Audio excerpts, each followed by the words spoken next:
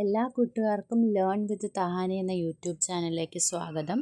അപ്പോൾ നമുക്കിന്ന് 10ാം ക്ലാസ്സിലെ ചാപ്റ്റർ ഫസ്റ്റിലെ സെക്കൻഡ് പാർട്ട് നോക്കാം. Structure of DNA.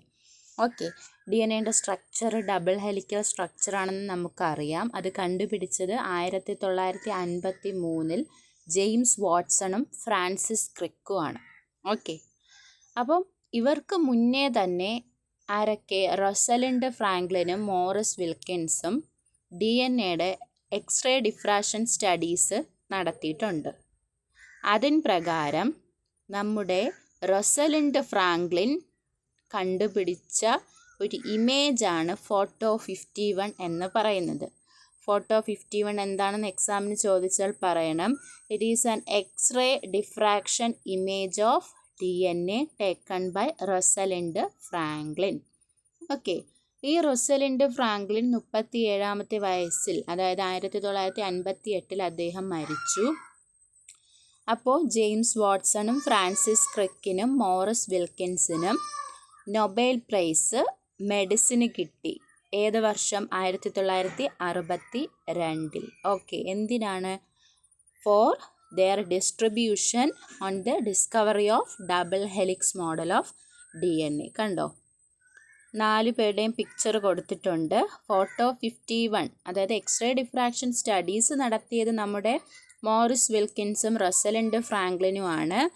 അങ്ങനെ ഒരു ഇമേജ് ഒക്കെ കിട്ടി, അതാണ് ഫോട്ടോ 51. അതിലൊന്നും വ്യക്തമല്ല അല്ലേ DNA ആ ഒരു സ്ട്രക്ചറൊന്നും. എന്നാൽ ഈ ഫോട്ടോ 51 വെച്ചുകൊണ്ടാണ് പിന്നീട് വന്ന ജെയിംസ് വാട്സണും ഫ്രാൻസിസ് ക്രിക്കും എന്ത് മോഡൽ കണ്ടുപിടിച്ചത്? കറക്റ്റായിട്ടുള്ള double helical model of DNA കണ്ടുപിടിച്ചത് 1953. നമ്മുടെ റൊസലിൻഡ് ഫ്രാങ്ക്ലിൻ എന്ത് ചെയ്തു? 37ാമത്തെ വയസ്സിൽ മരിച്ചു. അതുകൊണ്ട് തന്നെ പിന്നീട് 1962 ബാക്കിയുള്ള 3 പേർക്കും നൊബേൽ പ്രൈസ് കിട്ടി. ഓക്കെ, ഇനി നമുക്ക് double helix structure of DNA detailed ആയിട്ട് നോക്കാം. ഇത് എക്സാമിന് ചോദിക്കും, വളരെ ഇമ്പോർട്ടൻ്റ് ആണ്. ഓക്കെ, പറഞ്ഞു double helix structure of DNA കണ്ടുപിടിച്ച 2 വ്യക്തികൾ ആരൊക്കെയാണ്?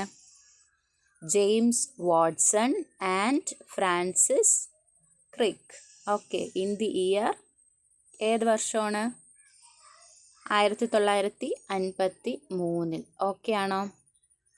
ഇത്രയും മനസ്സിലായി. ഇനി നമുക്ക് നോക്കാനുള്ളത് DNA സ്ട്രക്ചർ എന്താണ് കൃത്യമായിട്ട് ഡീറ്റെയിൽഡ് ആയിട്ട് നമുക്ക് പഠിക്കാനായിട്ട് ഉണ്ട്. DNA സ്ട്രക്ചർ കണ്ടല്ലോ, ഇങ്ങനെയാണ് നമ്മൾ വരയ്ക്കുന്നത്. ഡബിൾ ഹെലിക്സ് സ്ട്രക്ചർ, അതായത് ചുറ്റുഗോവണിയുടെ മാതൃക. ഇതിൽ നമുക്ക് നോക്കിയാൽ അറിയാം 2 സ്ട്രാൻഡ്സ് അഥവാ 2 ഇഴകൾ കാണാം. പിന്നെ സെൻറ്ററിൽ കൂടെ റങ്സ് അഥവാ പടികൾ അല്ലേ, ഇതുണ്ട്. അപ്പോൾ ഈ DNA ഉണ്ടാക്കിയിരിക്കുന്നത് ന്യൂക്ലിയോറ്റൈഡ് എന്ന് പറഞ്ഞ യൂണിറ്റ് വെച്ചിട്ടാണ്. എന്ത് വെച്ചിട്ടാണ്? ന്യൂക്ലിയോറ്റൈഡ്. അപ്പോൾ എന്താണ് ന്യൂക്ലിയോറ്റൈഡ് എന്ന് ചോദിച്ചാൽ പറയണം, അല്ലെങ്കിൽ എഴുതണം. These are the basic building block of DNA. എന്തോന്ന് പറയണം? These are the basic building block of DNA. അതാണ് ന്യൂക്ലിയോറ്റൈഡ്.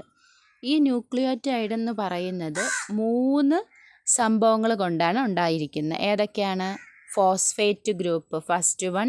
രണ്ടാമത്തത് ഡിയോക്സി റൈബോസ് ഷുഗർ. പിന്നെ മൂന്നാമത്തത് നൈട്രജൻ ബേസ്. മൂന്നാമത്തെ എന്തോന്നാണ്? Nitrogen base.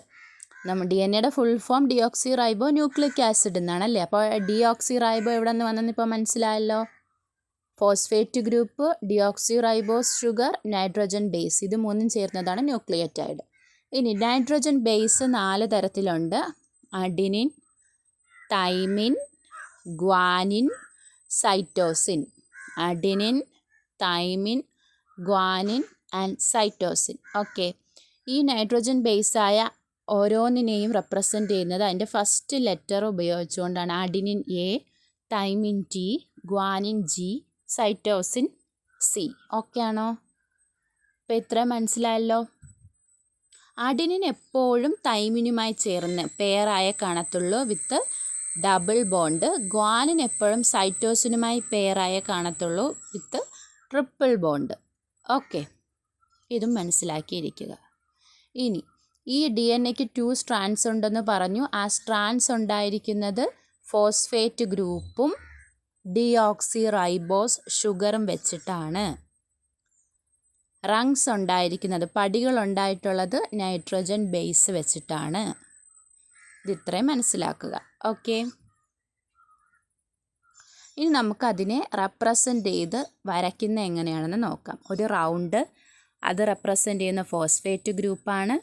പിന്നെ ഒരു 5 കാർബൺ കോമ്പൗണ്ട് നമ്മൾ വരയ്ക്കും. അതെന്തോന്നാണ്? ഡിയോക്സി റൈബോസ് ഷുഗറാണ്. ആ റൗണ്ട് ഫോസ്ഫേറ്റ് ആണ്. പിന്നെ വരയ്ക്കുന്നത് ഡിയോക്സി റൈബോസ് ഷുഗറാണ്. പിന്നെ വരയ്ക്കുന്നത് നൈട്രജൻ ബേസ്. അതിനെയാണ് NB എന്ന് എഴുതിയിട്ടുള്ളത്. Okay, nitrogen base. അപ്പോൾ ഇതാണ് എന്ത്? DNA structure. ഇങ്ങനെയുള്ള ന്യൂക്ലിയോടൈഡുകൾ ചേർന്നാണ് DNA ഉണ്ടായിരിക്കുന്നത്. നിങ്ങളുടെ ടെക്സ്റ്റിൽ DNA പിക്ചറുണ്ട്, ഇതുപോലെ റെപ്രസെൻ്റ് ചെയ്ത് വരച്ചിട്ടുണ്ട്. ഓക്കെ ആണോ? അപ്പോൾ double helix structure of DNA കണ്ടുപിടിച്ചത് ആരൊക്കെയാണ്? James Watson and Francis Crick. അതുപോലെ ഓരോ DNA ഉണ്ടായിട്ടുള്ളത് ന്യൂക്ലിയോടൈഡ് വെച്ചിട്ടാണ്. ന്യൂക്ലിയോടൈഡ് എന്ന് പറഞ്ഞു കഴിഞ്ഞാൽ എന്തൊക്കെ ചേർന്നിട്ടാണ്? Phosphate group, deoxyribose sugar, nitrogen base. Nitrogen base 4 ഉണ്ട്. Adenine, thymine, guanine, cytosine. Adenine always pair with thymine അല്ലേ, ട്രിപ്പിൾ ബോണ്ട്, ഡബിൾ ബോണ്ടിലൂടെ. Guanine always pair with cytosine. ഏത് ബോണ്ടിലൂടെ? ട്രിപ്പിൾ ബോണ്ടിലൂടെ. ഓക്കെ, ഇങ്ങനെയുള്ള ഓരോ ന്യൂക്ലിയോടൈഡ് ചേർന്നാണ്. ഇതാ കണ്ടോ, ഫിഗറിൽ കണ്ടോ സ്ട്രക്ചർ ഓഫ് DNA റെപ്രസെൻ്റ് ചെയ്തത് കണ്ടോ? Phosphate group, deoxyribose sugar, അതുപോലെ നൈട്രജൻ ബേസ്. ഓക്കെ, അപ്പോൾ നമ്മളിന്ന് പഠിച്ചത് DNA സ്ട്രക്ചർ. ഇത് ഡീറ്റെയിൽഡ് ആയിട്ട് നമ്മൾ നോക്കിയിട്ടുണ്ട്. ഓക്കെ, നിങ്ങൾ ടെക്സ്റ്റിൽ ഡീറ്റെയിൽഡ് ആയിട്ട് കൊടുത്തിട്ടുണ്ട്, ഫിഗർ സഹിതം കൊടുത്തിട്ടുണ്ട്, നോക്കുക. അപ്പോൾ വീഡിയോ ഇഷ്ടമായെന്ന് വിചാരിക്കുന്നു. ഇഷ്ടമായെങ്കിൽ തീർച്ചയായിട്ടും ലൈക്ക് ചെയ്യണം. അതുപോലെ നിങ്ങളുടെ ഫ്രണ്ട്സിനും കൂടെ ഒന്ന് ഷെയർ ചെയ്ത് കൊടുക്കുക. ചാനൽ സബ്സ്ക്രൈബ് ചെയ്തിട്ടില്ലാത്തവർ സബ്സ്ക്രൈബ് ചെയ്ത് സപ്പോർട്ട് ചെയ്യുക. ഓക്കെ, അപ്പോൾ ഇതിൻ്റെ 3ാമത്തെ പാർട്ടുമായിട്ട് ഞാൻ വീണ്ടും വരും. അതുവരേക്കും ബൈ ബൈ.